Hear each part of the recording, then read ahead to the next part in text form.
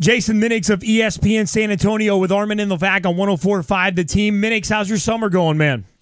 Yeah, well, the last week has been really good for the San Antonio Spurs. Can't complain. I mean, getting bounced in the first round and having that extra 6 weeks, it's like old Groundhog Day. You don't know what to do with this extra time, but Greg Popovich has certainly made up for it with this offseason. See, Levack, this is why San Antonio Spurs guy drives me nuts. See, they're upset that they got the bounce in the first round. That is Minnix's biggest complaint. Meanwhile, hey, Knicks fan, when was the last time you had the opportunity to get bounced in the first round? Tough life, Jason. I think the Knicks were eliminated for this season at the All-Star break of last season.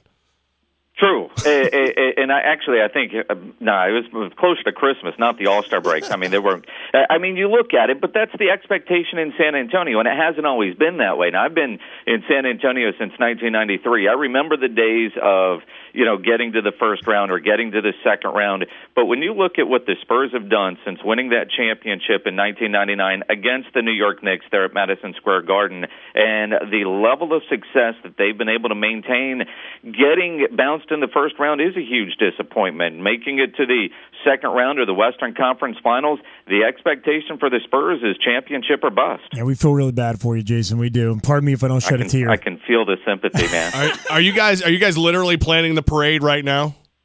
I hate to say that, there's a lot of people here that are ready to just cancel the season, get the river barges ready for that parade in June on the River Walk. I mean, clearly the Spurs are going to be one of the favorites. They've got to stay healthy and all the typical cliche stuff, but for San Antonio to reload, put this team together the way they have, getting LaMarcus Aldridge, getting David West to essentially take a $10.5 million pay cut to come chase the ring. I mean, a lot of guys say that it's not about the money, but it's about the money, except for David West. I mean, he really put his money where his mouth is. What's the pitch like to get David West there to take less money? The pitch had to be, you want to win a championship? Where do you want to go? I mean, now, granted, clearly this guy has saved some money, and he's made $87.7 million over his career, according to Basketball Reference. But still, to leave $10 million plus on the table, that's the value of a ring for David West. And I think the pitch is, look at what we've got. You're going to have a role here. You're going to get playing time because Greg Popovich isn't going to play Tim Duncan 35 minutes a game. Probably is going to play LaMarcus Aldridge 35 minutes a game. You're going to get your minutes here. You're going to get your shots.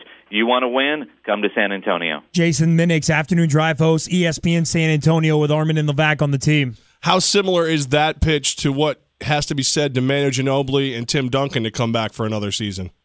Well, with Tim Duncan, I mean, as well as that guy's been playing, I mean, look at his numbers this year. I mean, he doesn't even come close to looking like he is slowing down. So for Tim, I think it was a matter of, Greg Popovich and R.C. Buford, the GM, and owner Peter Holt saying, Tim, we're going to do everything we can to make sure we're competing for a championship while you're still a member of the San Antonio Spurs. Tim is all in. Ginobili was the other story, is what's his body like? How is he feeling? And he knows. I mean, Ginobili is one of the most open, honest athletes I've ever been around. And he talked towards the end of the season how difficult it is for him to get out of bed just to get ready for every game, what it's like chasing around 22, 23-year-olds. He knows that his game isn't the same as it was 5 years ago or 8 years ago. But I think once Ginobili saw LaMarcus Aldridge join, he wasn't going to not be a part of this run for San Antonio. And I also think, and Ginobili hasn't said this yet, but he's hinted at it through the years, while he probably is done playing international basketball, if he did play this season for the Spurs, then he could play for Team Argentina in the Olympics in 2016 and call it a career all in one fell swoop. If he took the NBA season off, no way his body is ready for that Olympic run. It's funny. I have a lot in common with Ginobili. I chase around 22, 23-year-olds in the bar all the time. Stop it. Yeah, but and your success rate is probably just as good. You're getting beat off the dribble time after time. Hey, listen, it's about quantity, not quality. Oh, man. It's been a while since I've been to a bar in Albany. Yeah. I'll go with that. I'll go with that. Hey, ride with Levack. Now you know what to expect. Jason Minnix of ESPN San Antonio with Armen and Levack. The Spurs are and should be the favorites to win the NBA title this year. And Jason, a lot of it is because of LaMarcus Aldridge and the Spurs picking him up. Now, it took a little while. There were so many reports before free agency began that he was going to be a Spur. And then it took a couple days, I should say, but it took 5 or 6 days. Was there ever a moment where Spurs Nation was a little nervous about the LaMarcus Aldridge in pursuing him? Yeah, and really it started with what Phoenix was able to do. And, Phoenix made a great pitch, a great city. They cleared the cap room. They're putting together a good team. But I was looking at that whole Phoenix situation and say, why would he leave $27 million on the table in Portland to essentially make a lateral move to Phoenix? We're building towards something, and we hope to be able to do this. And, as some reports said that their pitch included, we've never done it here, so how much more special is that going to be? Spurs have won 5 titles. They're all special. It never gets old. And I think the championship pedigree really sat well with LaMarcus Aldridge. Keep in mind, he's from Dallas. He played college ball for the Texas Longhorns, which is an hour up the road. He had Tim Duncan posters on his wall. He works out with Timmy in the off season. He used to come to San Antonio a lot when he was playing in Austin. He, apparently loves the city, and he's got a child that lives here, So there was a lot of factors that were certainly in San Antonio's favor. But, that pitch from Phoenix was certainly legit. The second meeting with the Los Angeles Lakers was apparently just a courtesy from his agency. But, I was reading that he made his decision 2 days before free agency began, but went through the process. I guess for a week he was unemployed. He needed all the free meals he could get, and he ate well during that week. But ultimately, I think he made the right choice in picking San Antonio. All right, Jason. So you bring in LaMarcus Aldridge. David West takes the vet minimum to come in. Re-sign Leonard. Re-sign Green. Ginobili. Duncan are back, but there's still some empty roster spots, and I don't see a lot of cash left.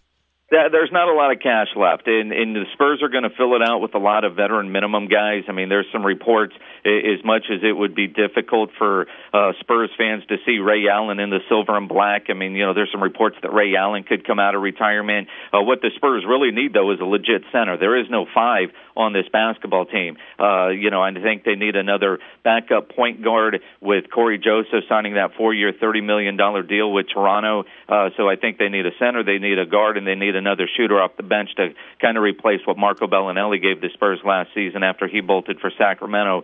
But they'll do it with vet minimum guys and make it work. Jason Minnix of ESPN San Antonio, at Jason Minnix on Twitter. Jason, as you've obnoxiously brought up multiple times, you have seen many San Antonio Spurs championship teams. 5 of them. Thank you. Thank you so much. Is this the making of one? Are you getting that vibe right now in the middle of the summertime? Yeah, it's July, and you look at this team they put together. This was a team that won 55 games last year. You lose Tiago Splitter, you replace him with LaMarcus Aldridge. You were able to re-sign Danny Green. You get Kawhi Leonard. You look at what they've added, and this is a better basketball team as we sit here in July than it was that was bounced in the first round with the addition of LaMarcus Aldridge. There's a 23-10 guy. So, they're going to be a better team. Golden State is still a great basketball team. You look at a healthy Oklahoma City. You got Cleveland and Chicago out of the East. So, it's not going to be a slam dunk for San Antonio, and they've got to stay healthy. And one of the concerns I have going into this season is going to be Tony Parker and his health. Is Tony Parker starting to decline, or was he truly just battling injuries last year and could never really get going? And only time will be able to answer that question. All I know, Jason, is this is the least happy I've seen Armen in a long time, so thank you.